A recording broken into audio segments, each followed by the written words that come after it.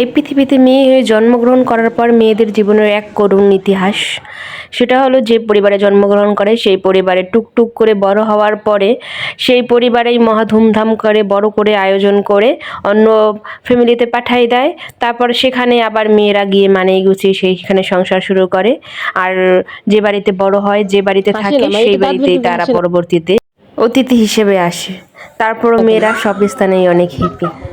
ভেবেছিলাম এভাবে ঘুরাইতে ঘুরাইতেই পুরো কনেকে 7 পাক ঘুরাইয়া শ্বশুর বাড়িতে পাঠাই দিব, কিন্তু তার আগে এই মনটা কেমন জানি আনচান আনচান করতেছিল যে সবার সাথে একটু শেয়ার করি বিষয়টা। Hello viewers, welcome to my new video. আশা করি সবাই অনেক ভালো আছেন আর আমি অনেক ভালো আছি।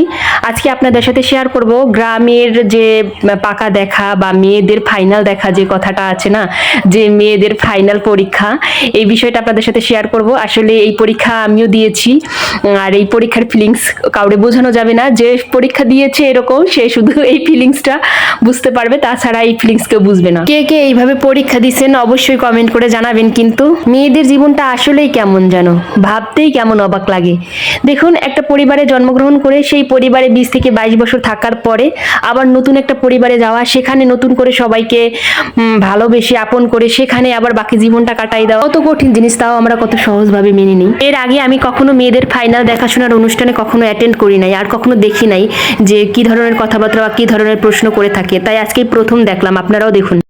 এই পর্যায়ে বা এই অফিসে এই দপ্তরে আমরা চাকরি করার সম্ভাবনা একটু উদাহরণ দাও তো।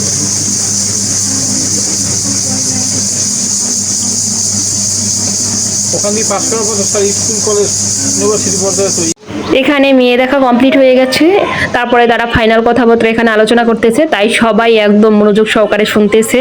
এরপরে ভালো একটা দিন দেখে ছেলে দেখতে যাবে ফাইনাল, তারপরে একটা ভালো দিন দেখে তারপরে হচ্ছে গিয়ে শুভ কাজ সম্পন্ন করা হবে আর কি।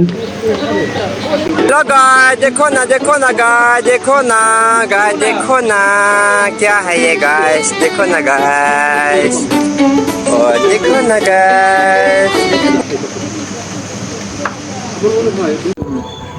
হাসি হাসে না মা, এটা দাঁত বের করে হাসে না কেন? তার নতুন জীবনের জন্য অনেক অনেক শুভকামনা রইল, আর আমার এই ভিডিওটা তার জীবনের স্মৃতি হয়ে থাকলো। অসংখ্য ধন্যবাদ সবাইকে।